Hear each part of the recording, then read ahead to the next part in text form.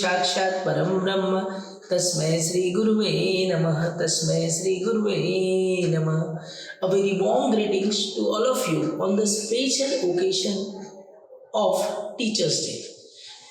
First of all, I would like to extend my gratitude towards all those teachers who came across my life during my school time, during my college time, and during my professional life. I am especially thanking to all those people that their guidance, their motivation, their support, their blessings, and sometimes their punishment converted a common being into a personality who is speaking in front of you. Whenever I got down, I felt nervous. Your words were there, which encouraged me and motivated me to move further. My second vote of thanks especially goes to all those my students. I can say that you are my power bank, you are my powerhouse. Your smile, your faith, your trust, your beliefs has given me a lot of energy to came in front of you, and I can proudly say today that I am a teacher and I am proud to be a teacher. My third vote of thanks goes to all those respected ones who came across in my life since my childhood to up till now, my parents, my friends, my neighbors, and even everyone who taught me anything. Hi guys, this is Krishna Kumar Parde, your spoken English and personality development trainer, and today I am discussing a speech guidance on the special occasion of teachers day. दोस्तों, आज इस special occasion पर मैं बड़े proud के साथ कह सकता हूँ कि आप हो तो मैं हूँ, आप हो तो मैं हूँ, आपका प्यार मेरी ताकत, मेरा प्यार आपकी बढ़त. दोस्तों, आज हम इस स्पेशल ओकेशन टीचर्स डे को डिस्कस करने के लिए एक दूसरे के साथ उपस्थित हुए. जैसा हम सभी जानते हैं कि जो टीचर्स डे होता है वह एक स्पेशल ओकेशन होता है. आज उन सभी शिक्षकों को जिन्होंने हमारे जीवन में बचपन से लेके आज तक जितने भी इनपुट्स डाले हैं, जिनकी मदद से, जिस वजह से आज हम प्राउडली यहाँ सभी लोगों के बीच में खड़े हैं, उन सभी का धन्यवाद देने का, उन सभी को नमन करने का यह समय होता है. दोस्तों, गुरु शिष्य परंपरा भारत की पौराणिक परंपरा है, और अगर हम एक बात कहें तो इसको झुटलाना नामुमकिन सी बात है कि शिक्षक ही है जिसकी गोद में प्रलय और निर्माण खेलता है. जिस तरह के शिक्षकों के मार्गदर्शन में रहता है उसकी नर्चरिंग वैसे ही होती है और उसका डेवलपमेंट ऐसे ही होता है. एक बात और आप सभी से शेयर करना चाहता हूँ कि दुनिया में हमारे मम्मी पापा के अलावा शिक्षक एकमात्र ऐसा व्यक्ति है जो चाहता है कि उससे जुड़े सारे विद्यार्थियों का, सारे लोगों का विकास हो. तो इस तरह के एक प्रतिभावान, गौरवशील व्यक्तित्व को नमन करने का दिन है. तो आइए दोस्तों, आज हम सभी अपने उन सभी गुरुओं को नमन करें जिन्होंने हमें इस लेवल पर पहुंचाने में मदद की है. एक बात और जो मैं आप सभी से शेयर करूंगा इस वीडियो के माध्यम से कि हमारे जो शिक्षक है, आज तक आप जिन भी टीचर से, जिन भी शिक्षकों से आपका सामना हुआ है, कोई भी टीचर साधारण नहीं होता है. हर शिक्षक हमारे जीवन में जो भी आता है वह असाधारण होता है. आज हमें ऐसा लगता है कि अगर हम मोटिवेशनल वीडियोस देखेंगे तभी हम अपने आप को मोटिवेट कर पाएंगे, पर दोस्तों याद कीजिए, क्या कभी किसी शिक्षक ने आपको कहा है कि हिम्मत हार जाइए? किसी शिक्षक ने आपसे कहा है कि उम्मीद छोड़ दीजिए? कभी किसी शिक्षक ने कहा है कि आप अनुशासन का पालन मत कीजिए? क्या कभी शिक्षक ने आपको किसी रॉन्ग तरह की डिसिप्लिन में जाने का कहा है? तो नहीं. आज बचपन से लेकर आज तक हमारा जिन भी शिक्षकों से सामना हुआ है उन सभी शिक्षकों ने हमारे हित की बात की है. तो आज का दिन है उन सारे शिक्षकों को, उन सभी शिक्षिकाओं को नमन करने का और उन्हें दिल से धन्यवाद देने का, जिनके कारण आज हम सभी ने ये मुकाम हासिल किया है. दोस्तों, one more thing that I would like to share with you on this occasion कि ये जो शिक्षक दिवस है यह 1962 8 सितंबर 1962 से हमारे देश में मनाना शुरू किया गया। डॉक्टर सर्वपल्ली राधाकृष्णन, जो कि हमारे देश के भूतपूर्व राष्ट्रपति रह चुके हैं, जिन्होंने अपना 10 साल का कार्यकाल भारत को एज अ वाइस प्रेसिडेंट भी दिया है, एक शिक्षाविद थे जिन्होंने अपने जीवन के करीब 40 से 45 साल इस शिक्षा को दिए हैं। तो जब उनके सामने एक आग्रह रखा गया कि हम आपका जन्मोत्सव पूरे देश स्तर पर मनाना चाहते हैं, तो उन्होंने कहा कि देखिए, मैं बाय प्रोफेशन एक शिक्षक हूँ, तो आज सिर्फ मेरा ही सम्मान नहीं होना चाहिए, मेरे जन्म दिवस पर वो सारे शिक्षक जिन्होंने अपने जीवन का एक एक प्रयास बच्चों की उन्नति में लगा दिया है, उन पर आज का दिन सेलिब्रेट किया जाना चाहिए। तो उन्हीं की याद में आज हम इस फेस्टिवल का सेलिब्रेशन करते हैं। परंतु विडंबना ये है कि जितना सम्मान, जितना स्नेह हम मैसेजेस के माध्यम से, आज सुबह जब मैंने अपने मैसेज बॉक्स को खोला तो मेरे पास भी सैकड़ों मैसेज थे, ऐसे सभी शिक्षकों के पास होंगे। पर क्या वास्तविकता ये है, हमारे शिक्षकों के प्रति हमारा प्यार, स्नेह और जो हमारी श्रद्धा है, क्या वास्तव में वह उतनी है जितनी दिखती है?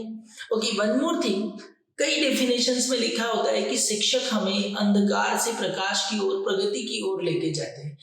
तो निश्चित ही हर शिक्षक हमारे जीवन में जो भी आता है वो हमें अज्ञान के अंधकार से उन्नति की ओर लेके जाता है। परंतु बात या जो गैप है वह है शिक्षकों की बात मानने का। जैसा मैं अपने वक्तव्य में पहले भी कह चुका हूँ कि हमारे जीवन में आने वाला हर शिक्षक एक असाधारण है। यदि हम उसकी बात पर अमल करना शुरू कर दें तो निश्चित ही हम उस मुकाम को पा लेंगे जो हमने अपने लिए निर्धारित कर रखा है।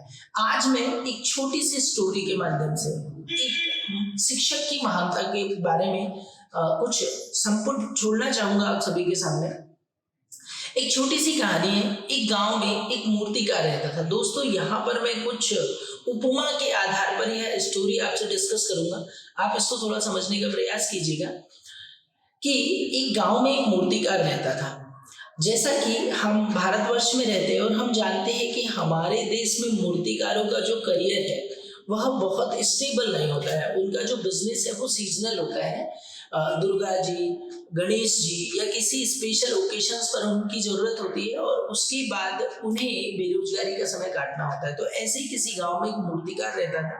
जब उसके गांव में उसे कोई काम नहीं दिखा तो वो अपनी आजीविका को ढूंढने के लिए अपना टूल बॉक्स लेकर, अपने औजारों की पेटी लेकर दूसरे गांव के लिए निकल पड़ा कि जाके देखते हैं अगर किसी अन्य गांव में मेरे लायक कोई काम होगा तो मैं वहीं पर अपनी जीविका या अपने जीवन का निर्वहन करूंगा। तो दोस्तों, जैसा एक मूर्तिकार होता है कि मूर्तिकार एक क्रिएटिव व्यक्ति होता है, एक ऐसा व्यक्ति है जो कि एक पत्थर को एक सुंदर सी मूर्ति में परिवर्तित करने की ताकत रखता है। तो जब वह अपनी टूल किट लेकर रास्ते से निकलता है तो उसको एक बड़ा सा पत्थर रास्ते में दिखाई देता है और उस पत्थर को देखकर उसके मन में ये भाव आता है कि मैं इस पत्थर को एक मूर्ति का रूप दे सकता हूँ, और वह अपना औजार निकालकर उसे मूर्ति का रूप देना शुरू करता है। तो जैसे ही वह अपनी छेनी और हथौड़े से उस पत्थर को मूर्ति का मूर्त रूप देने का प्रयास करता है तो उधर पत्थर से आवाज आती है कि ये चुभ रहा है, इससे मुझे दर्द हो रहा है, इससे मुझे बहुत पीड़ा हो रही है। तो मूर्तिकार उसे बताता है कि इस दर्द को आप थोड़ा झेल लीजिए, और यदि आप इस दर्द को झेल लेते हो तो आप एक पत्थर नहीं एक मूर्ति में परिवर्तित हो जाओगे। तो वह उसकी बात को बिल्कुल इनकार कर देता है और वह अपने ऊपर बिल्कुल भी कष्ट होने देना नहीं चाहता है। तो वह मूर्तिकार अपने टूल किट को पैक करके वहां से निकल जाता है। थोड़ा और आगे बढ़ते बढ़ते बढ़ते करीब शाम हो जाती है। उसको एक सुंदर सा पत्थर और दिखता है। चूंकि कला का पुजारी होता है मूर्तिकार, तो उसके दिमाग में फिर आता है कि यार इस पत्थर को मैं एक सुंदर सी मूर्ति में बदल देता हूँ। तो वह फिर अपने टूल किट के साथ उस पत्थर को मूर्ति का शेप देने में लग जाता है। और नो डाउट उस पत्थर को भी दर्द हुआ होगा, हथौड़ी का, छेनी का, इसका दर्द उसे भी सहना पड़ा होगा, परंतु वह चुप रहा। और कुछ समय बाद ही उस मूर्तिकार ने उसको एक बहुत उस कुरूप से पत्थर को एक सुंदर सी मूर्ति में परिवर्तित कर दिया। अब देखिए दोस्तों, कैसा संयोग है कि वह मूर्तिकार जैसे तैसे करके पास के गांव में पहुंचता है। वहां पास के गांव में एक मंदिर का निर्माण वह देखता है तो उसे एक उम्मीद जाती है कि यार मैं काम की तलाश में हूँ और यदि मैं इस मंदिर में जाऊंगा तो शायद मेरे लिए कोई ना कोई काम मिलेगा। तो वह वहाँ के ट्रस्टी और पुजारी से जाकर मिलता है और बताता है कि मैं एक मूर्तिकार हूँ, अगर मेरे लायक कोई काम हो तो आप मुझे काम बताइए।